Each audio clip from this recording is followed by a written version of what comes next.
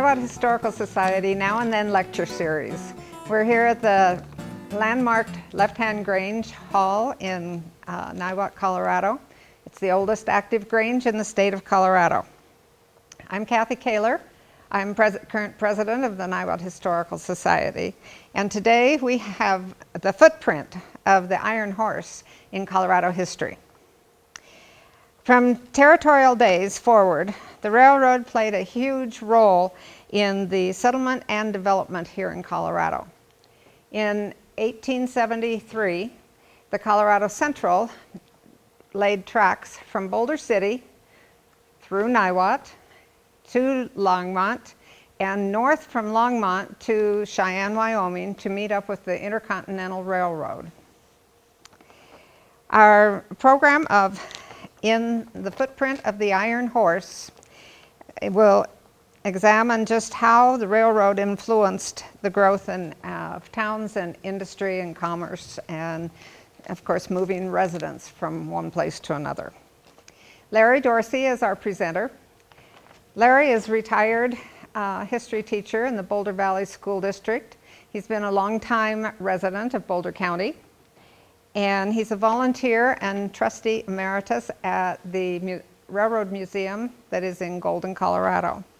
He is also chair of the Superior Historical Commission that is in Superior, Colorado.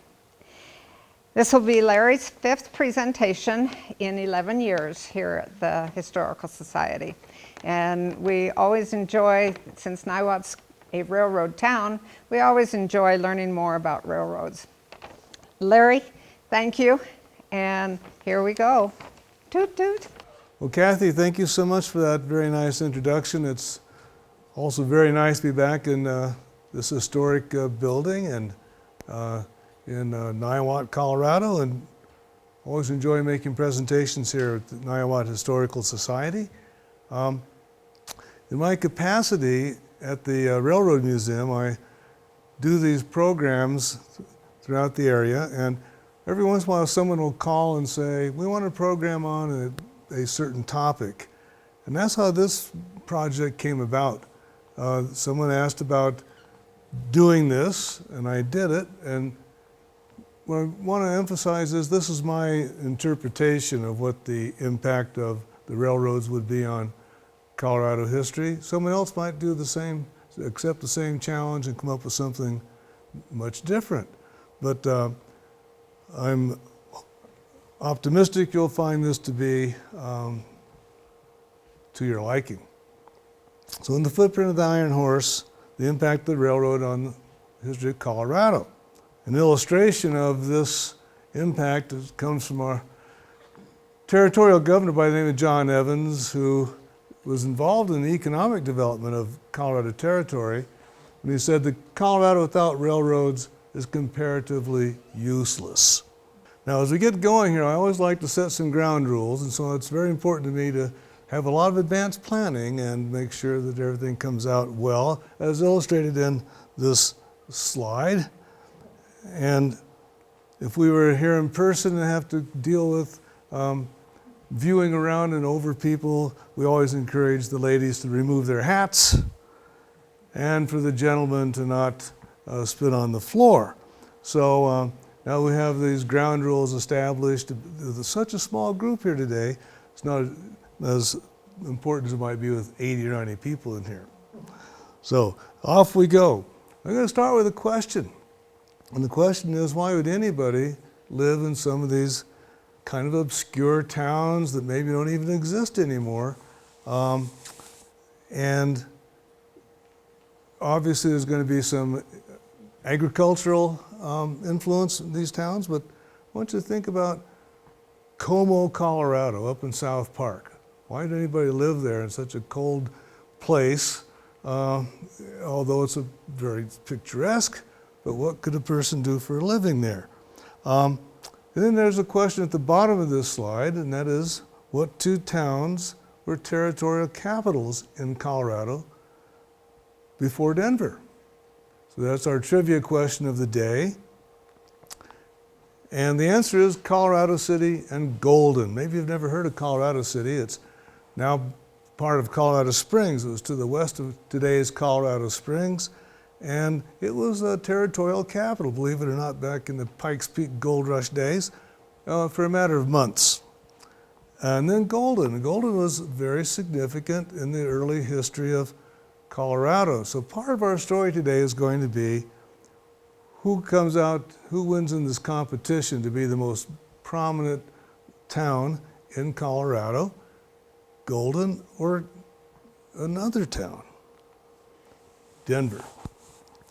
So here was the problem back in territorial days, starting 1859, 1860, up until statehood, 1876, and that is that Colorado territory was pretty isolated. You stop and think that any city of any size was 500 or 600 miles away from Colorado territory. There were no navigable rivers. You couldn't sail, you couldn't bring a steamboat up the South Platte River, often characterized as a mile wide and an inch deep. So how are you going to get from Omaha, Kansas City, St. Louis to Colorado? Well, before the railroad, the settlers walked, pushed carts, used farm wagons. We came to know them as covered wagons based on all of our old Hollywood movies, and rode a stagecoach. That was a standard mode of transportation. And here we see an illustration of going west on the Oregon or California Trail. And I think those old movies that we loved as kids growing up helped to create some stereotypes that oftentimes were a little bit inaccurate. And that is that imagine a wagon jammed full of a big old family from Vermont or something like that, when in fact, usually, most everybody walked. Whoever had the control of the reins would be in the wagon. Otherwise, you walk the 1,000 miles to Salt Lake Valley or something like that. So, if you're going farther than Colorado, it's even more demanding. If you're going to go to California or Oregon, for example, and another way to go west was to actually sail around the tip of South America to get to the west coast of the United States. And look, here we see this illustration advertising a trip around the Horn. It says 89 days, 105 days, because the record is 89 days. So you figure 100 days on a ship from the East Coast to the West Coast, and that was preferable in some respects because you weren't out in the middle of some desert or something. But of course, you might also get shipwrecked. That's another possibility, I guess. So typically, merchandise was transported by these huge wagons pulled by draft animals. And this was typical and effective in its own right, but it was limited because you couldn't go, obviously, with a big old wagon like one of these. Be very difficult to go across, let's say, the Great Salt Lake Desert. So there were some realistic limitations to using wagons and draft animals. And then the Civil War came along, our unfortunate fratricidal war. The Civil War demonstrated, though, that the railroad was a very efficient and effective way of transporting goods. One reason why the Union had a superiority in this war was because of the railroads. And the Confederate railroads were inconsistent and not as well developed. So the Pacific Railroad Act was passed, and this was a huge public works project financed by the United States government to build a transcontinental railroad. And the idea was to get from Omaha to the West Coast. And so they gave these huge grants of land to the railroads. And so the railroads really made out in the long run by being able to sell off this land as after they built their tracks and would need certain parts of the land. And a lot of people criticized this as a boondoggle, a giveaway program, and what have you. But the reality is that it was also a very expensive project. the Transcontinental Railroad bypassed Colorado. And this is a problem when any city gets bypassed by a transportation route. It gets left behind and doesn't develop as much as it might otherwise. So Cheyenne, Wyoming was created as a railroad town, and believe it or not, Julesburg was considered one of the wickedest cities in the West. The railhead towns were notorious for being rough and ready, or more than that even. So off goes the railroad to the west. We've had 3 different routes proposed, and this was decided to be the best one, to go through the central part of the country, not the north or the south. Eventually, we also had a northern route and a southern route. But from our perspective, here's the story. Because of this being bypassed by the Transcontinental Railroad, Denver was considered too dead to bury by the leaders of the Union Pacific Railroad. And here we see the Union Pacific Grande dancers building the railroad maybe up by Julesburg. See, the railroad went right past today's Julesburg and then on to Cheyenne. And so this was the first rails in the Colorado Territory. We're up in that very northeastern corner of Colorado. Now, the territorial leaders at that time, the political people, the financial giants, John Evans, David Moffett, Cheeseman, Palmer, and all these characters, didn't like big bypass, so they built their own railroad. And they built the Denver and Pacific Railroad from Denver to Cheyenne so we could connect with the Transcontinental Railroad. And here comes a train in 1870. No, don't know if it's the first one or not, but here comes a train in 1870 into Denver. And so now Denver's on the railroad map. And back to our story between the competition between Golden and Denver.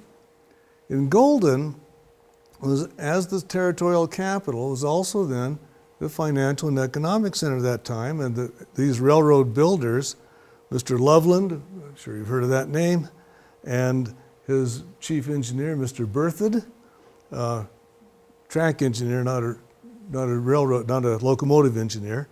So they built the railroad called the Colorado Central that Kathy referred to earlier. And here is Golden, Colorado at that time, with this little roundhouse and turntable, North Table Mountain in the background. So what Loveland did then was build a railroad from Golden up east of the Table Mountain to Broomfield, Boulder, Niwot, and on to Longmont and Cheyenne. So now the competition between these two cities is centered around these two different groups of developers and dreamers, you might call them, back in those days too, because the people in Denver envisioned that Denver should be the most prominent place, and eventually it was named as the capital of Colorado Territory in 1867. Only 4,000 or 5,000 people living there, but when the railroad comes in, the growth starts to spurt, and we see over 45,000. All throughout the state then, tank towns popped up. Now what's a tank town? Maybe you've heard that phrase before and referred to kind of a small out-of-the-way town or something. A tank town was just that. It was a town where there was a water tank. The water tank was used to replenish the water in the steam locomotives that had been expelled after being converted to steam. And so the tank towns popped up, and this photograph shows a kind of a unique approach to the tank town because the water tank is powered by or fed by a wind-powered pump going into a well there. And you see the little locomotive getting recharged. A steam locomotive would need to be refueled every so many miles, and also By refueled, I mean additional coal put in the tender and water in the water tank, also in the tender. And so about every 25 miles or so, they probably have stop and take on water. So what we saw was the development of little towns all throughout the state, then territory, that were there just to service the steam locomotives. And of course, that's our thesis of this whole program, is how they contributed to the growth. So you have small towns there just because they wanted to and needed to service the railroad. The local depot is really the center of town in terms of information, what was going on back in the States, as they said, because the telegraph came into the depot, and so people oftentimes just stroll down to the train station, see what's going on back east. So obviously, as the agriculture in this area is going to be a big reason why there would be railroad growth, transportation of agricultural products and livestock. But the real deal up in our mountains, of course, was the lure of gold ore, silver, other precious minerals. So the cost of hauling ore by wagon, $20 per ton, but by rail, $1 a ton. And so obviously there's a big motivation on the part of the mine owners and of the railroaders to move that product. One of those prime movers was General William Jackson Palmer. And General Palmer, Civil War veteran, dreamed up this idea of building a railroad from Denver all the way to Mexico. And it's called the Denver and Rio Grande Railroad. He's going to follow the Rio Grande all the way down through New Mexico, down to Texas. But he got sidetracked in a little competition with the Santa Fe Railroad, and so he eventually took a right turn at west at Pueblo and went to Salt Lake City, and then served all the mountainous communities in between, and eventually started up his own town. Back to our thesis again of the program, he starts a town such as Colorado Springs. His idea was to accumulate as much land and property as he could through land grants, and then turn around and sell it to others. And sold off the property, and built this big hotel called the Antlers Hotel. This is the second version of the Antlers Hotel. The third version is down there now. And there are so many people, he promoted this a lot in England, and the result was that a lot of English people had a second home in the Colorado Rockies. It became kind of an upscale resort, referred to as Little London, and even the Newport, Rhode Island, Newport in the Rockies. So here's an example then of the whole existence of Colorado Springs centered around General Palmer and the development of the Rio Grande Railroad.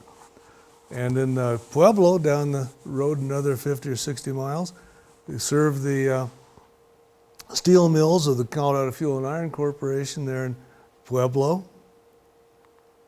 The town of Durango was created because of the railroad.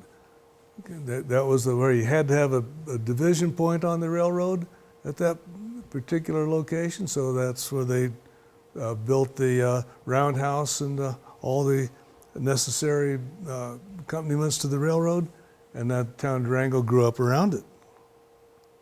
So here is General Palmer's empire back in its peak.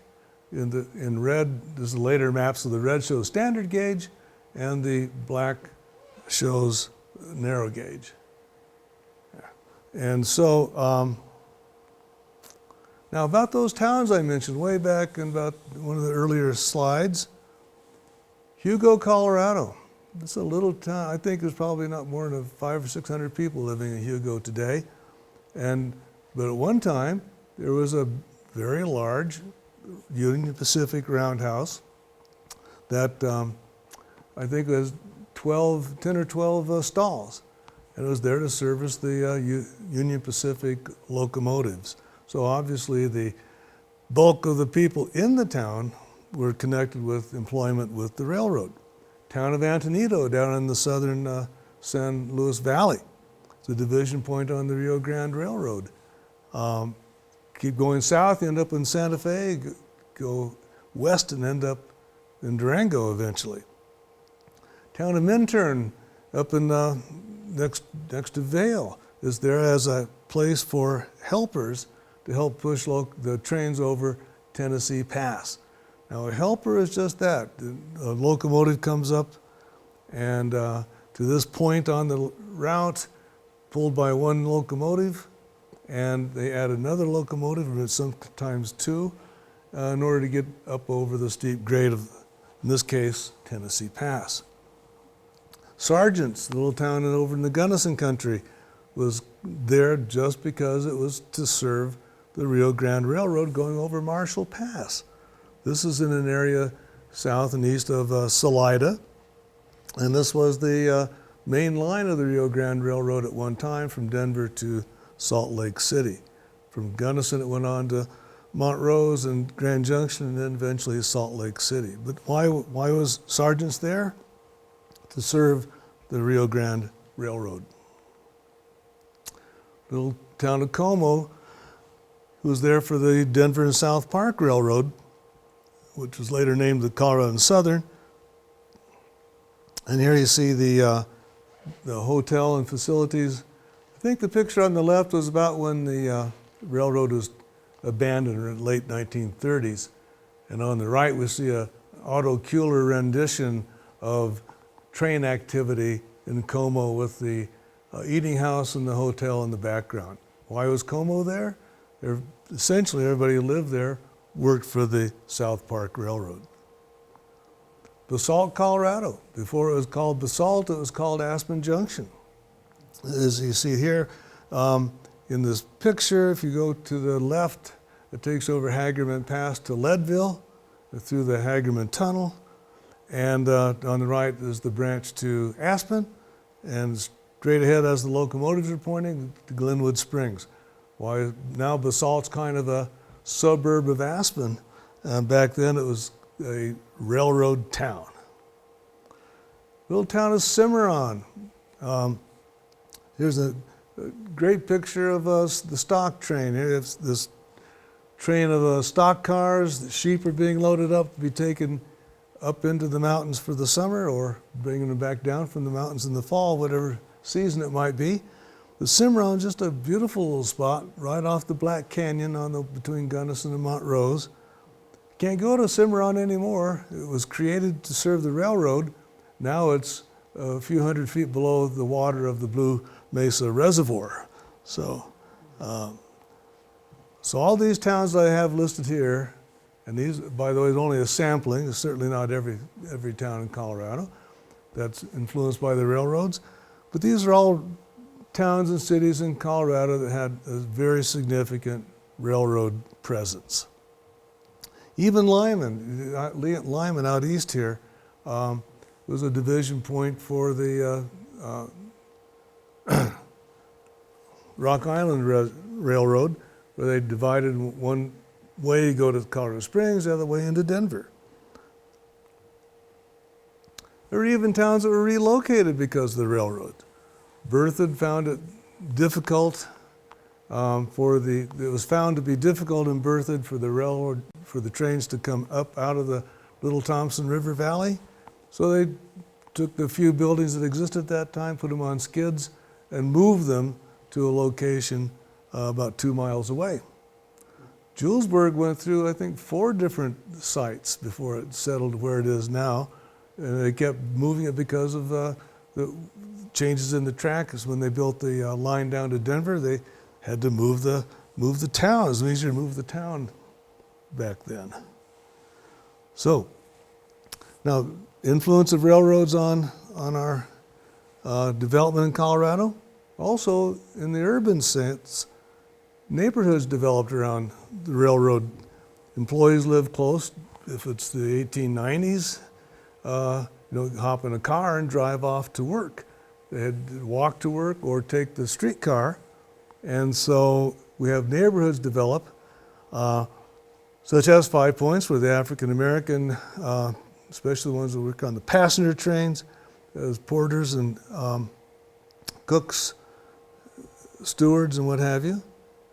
And Auraria neighborhood, which is now I think only one street left of the old Auraria neighborhood, 9th Street or 8th Street, was largely Hispanic, and a lot of those were the guys who were working out on the tracks. You had the Italian and Irish neighborhoods on the north side, and again, they could just take a streetcar and they'd be at the work in a short amount of time. It's interesting to think about the cattle drive, because the cattle drives, where they drove the cattle from Texas to the railheads, they did that on purpose to get the cattle to a place where they could get on the train. But as railroads developed and they built railroads into Texas, then it took away the need for the long drive. So instead, then they had the cattle raised close by Denver and then go to the stockyard section of the town. All sorts of industries here. You had the stockyards, you had the meat packing plants, and railroads were just one of the leading employers of the 19th century. Probably in many cases, about 1 out of every 10 workers worked for the railroad. Hotels were real close to the rail travel too. Someone gets off the train, walk across the street, and book a room in a hotel. I don't know if any of you remember the old Denver Terminal Annex, right by the Union Station. That was a post office, great huge postal distribution place, and what they would do is just put the railway post office cars right up to the dock and unload them right into the annex, post office annex next to the depot. And another kind of a side light of all this is the consumption, tuberculosis. It was, especially in the early part of this century, of the last century, 20th century, many people were prescribed to move west to Denver, to Colorado, because it would be healthier for their tuberculosis. And so we had all sorts of people riding the train from eastern points east to come and convalesce, or maybe even completely relocate in our area. Tourism is a big part of our influence on Colorado growth. The picture you see on the left is of a travel brochure from probably the early 1900s, and these brochures would be in offices, railroad offices all throughout the United States, promoting coming to Colorado and maybe backpacking off into the wilderness. And then the one on the right shows a little more recent phenomenon, is the nattily dressed couple gets on the Burlington Streamliner to go off to Colorado to ski, 1960s. So tourism isn't a new concept. On the left we see the picture of the Georgetown Loop, very well-known attraction in Colorado.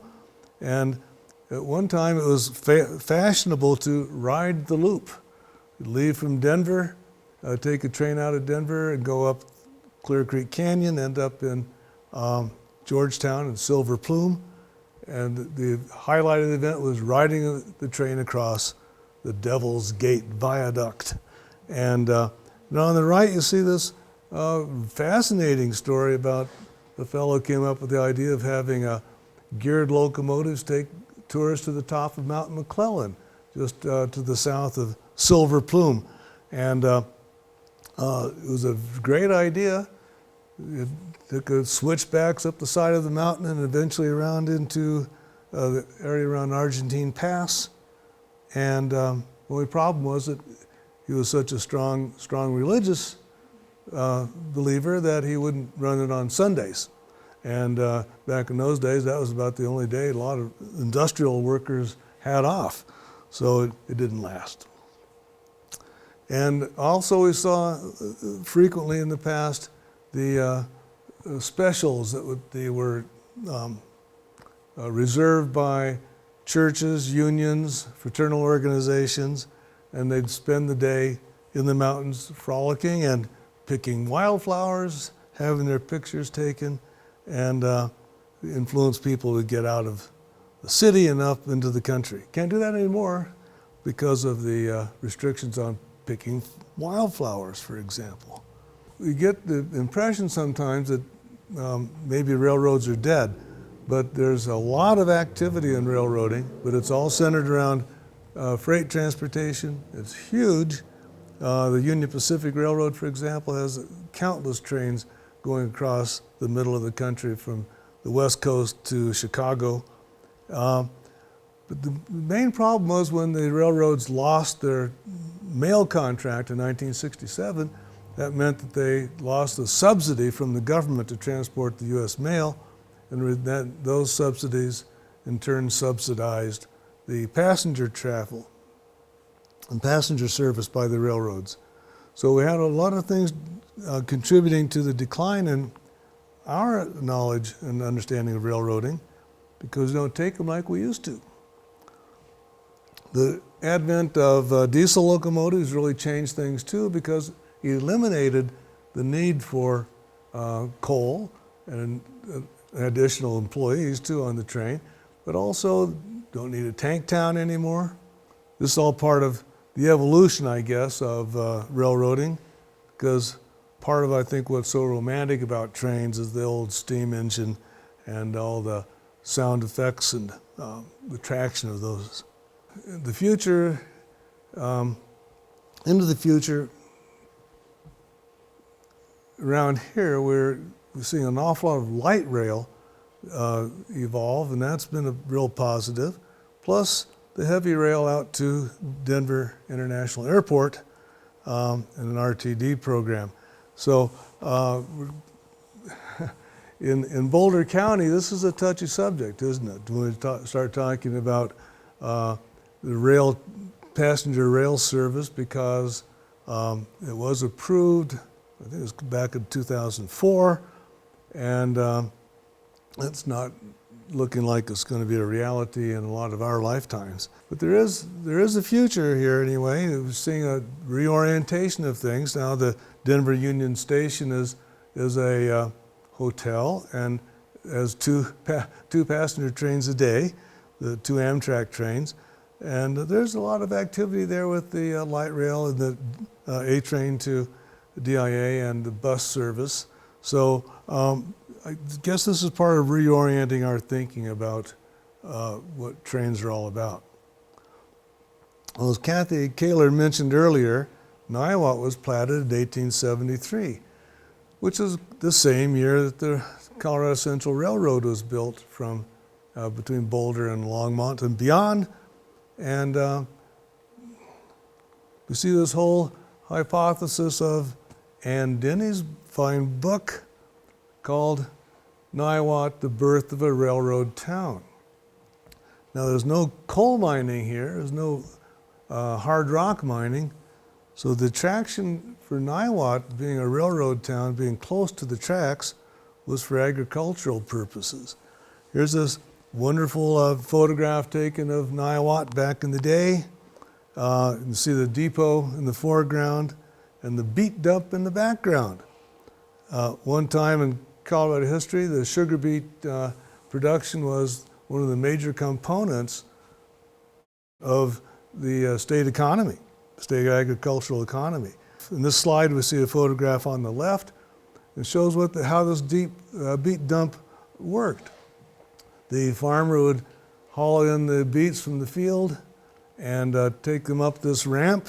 And on the picture on the right, we're looking down the ramp and seeing the horses and the wagon come our way.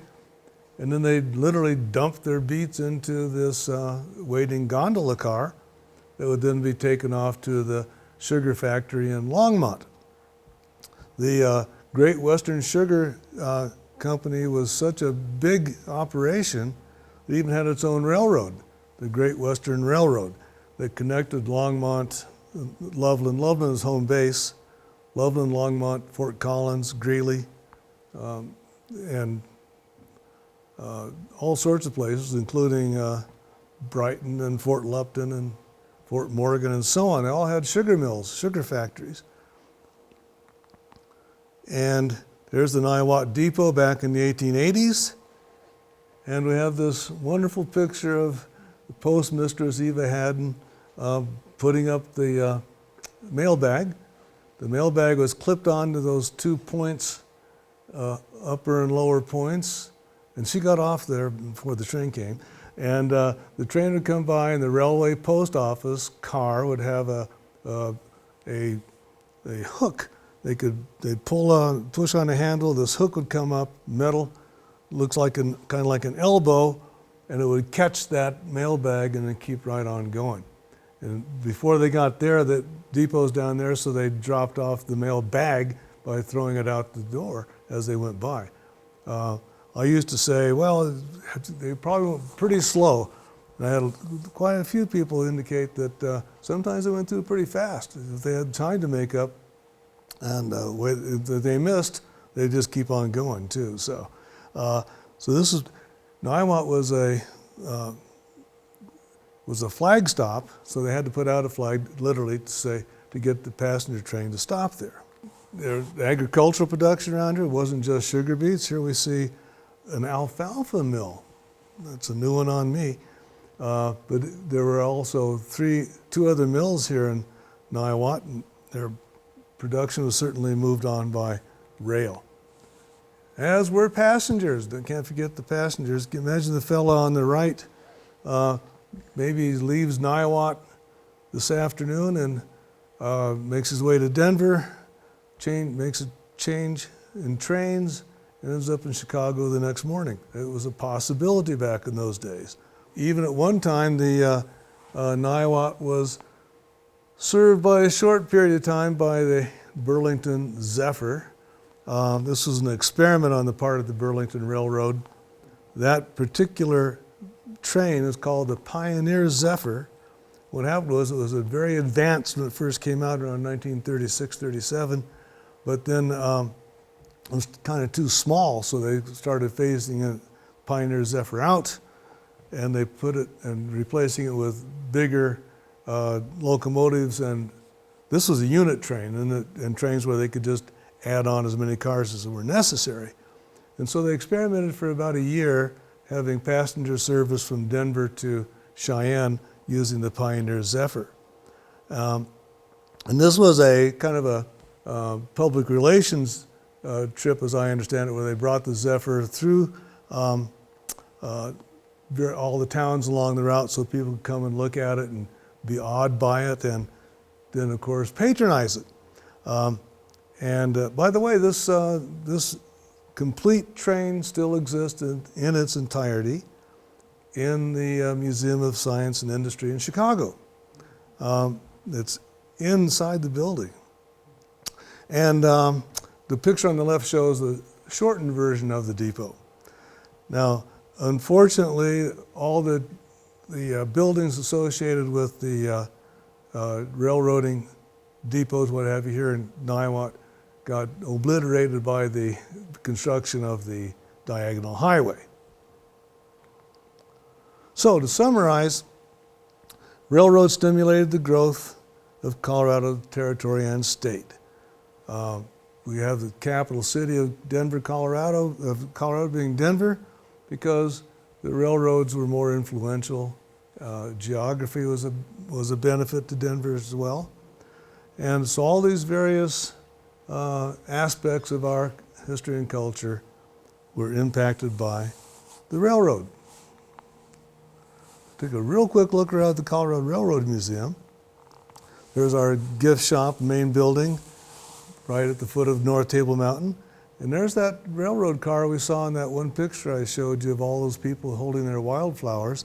This was an 1898 construction on this observation car, and you can see it today at the museum. We've got steam locomotives, we've got diesels. The one on the diesel on the right was a prime mover for the California Zephyr and the Rio Grande Zephyr. And we have big and small. This is also oldest and newest. The one on the right was built in 1880, the little South Park steam engine. The one on the left was a big Burlington northern class locomotive. We have train rides frequently throughout the year, starting about now. We're getting a rides every Saturday. It could be a diesel, it could be a steam engine some days, or it could be like the contraption on the left, known lovingly in Colorado rail history as a galloping goose. Also, for you parents and grandparents, day out with Thomas the Tank Engine in September, and a Polar Express, what turns out to be almost a theatrical production in November and December. 2 new exhibits have just opened this month. The Railroad Museum is open, not open on Monday. One is the Colorado Railroads, the Black Experience, in conjunction with Black History Month. And then the other one's called Across the Fruited Plain, Migrating West to Colorado by Rail. And these are current exhibits at the Railroad Museum. And since we're in Boulder County, let me talk for about a minute about this. What's in this picture? You see locomotive number 30 on the left and coach car number 280 on the right. You probably recognize these as once being in the Central Park in Boulder.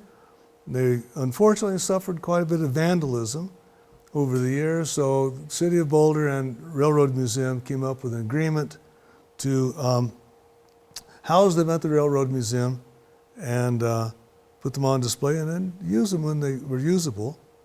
And this entitles you, as a Boulder County resident, to a free day at the museum as part of the arrangement.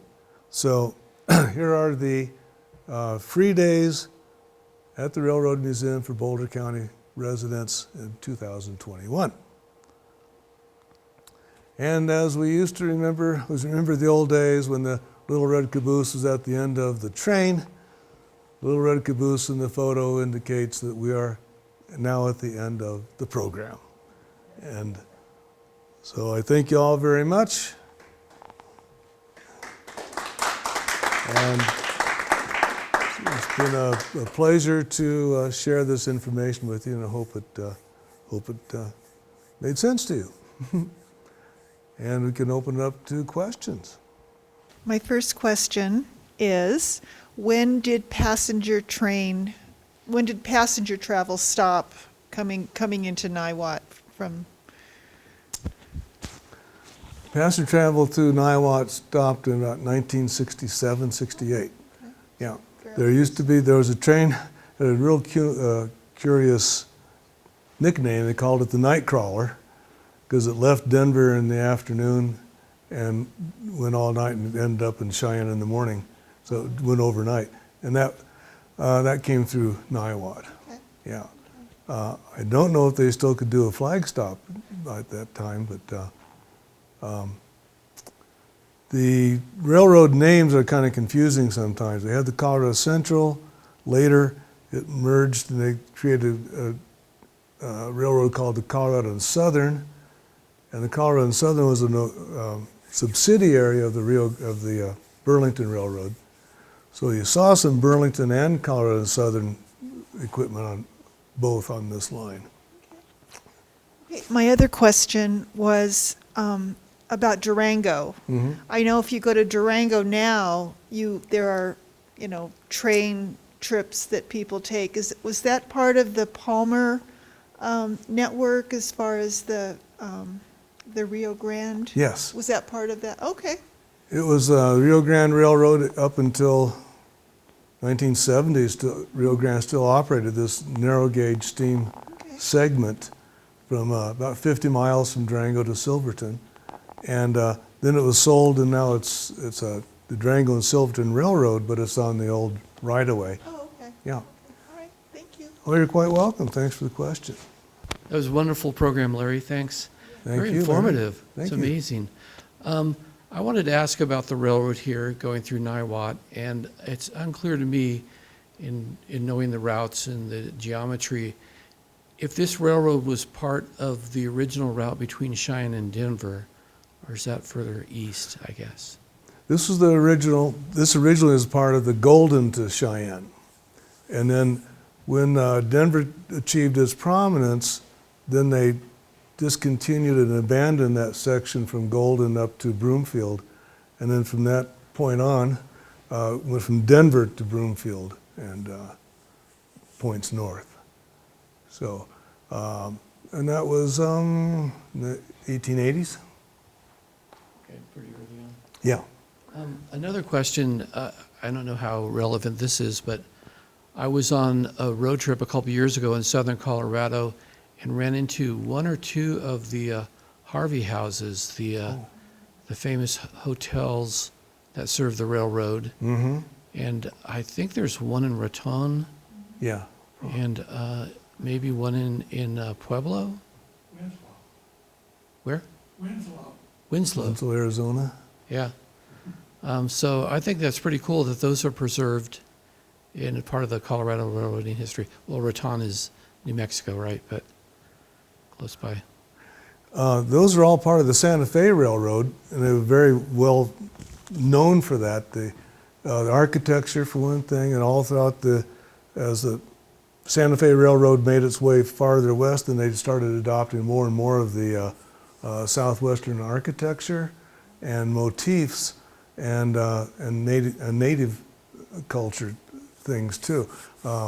So the Harvey House restaurant system was quite interesting because it was operated by the railroad, but the Harvey House, the person whose name was Harvey, kind of had a concession, I guess you'd call it, to operate the restaurants and each of these stops all the way throughout New Mexico and Arizona and California, all the way to Los Angeles. And they had dining cars on the passenger trains, but not everybody could afford the extra money to dine in the dining car, so many of them, they'd have a stop, people would hop off the train, go grab a quick lunch, and then hop back on the train. And Harvey House employed Harvey House girls, I think they were called the Harvey Girls. They wore a uniform and they lived in a little dormitory as a group and worked in the restaurants and I guess the hotels too. I think there's, I think La Junta today, La Junta, Colorado has a depot that's in that Santa Fe Railroad southwestern motif. Thank you. Larry, thank you for coming. This has been fun. And Larry mentioned that if the train didn't need to stop for passengers, then they would flag it down. Well, we have a park called Whistle Stop Park, and that is exactly what it's named after. And the new building in Whistle Stop is called the Depot. But there's a turn on both sides of Niwot, and someone would have to go from the station if they needed to pick something up, or they would know, of course, if they had a load that had to be dropped off, other than the mail bag, and that just dump it and hook it and go. But that's what Whistle Stop Park is named after, because it was a whistle stop. So thank you very much. This will be posted on YouTube, and we welcome you to look at all the other videos. And we are trying to do this so that we have, since we can't gather during this pandemic, we hope you will still enjoy lectures that we've provided from the Historical Society Now and Then lecture series. Thank you for coming.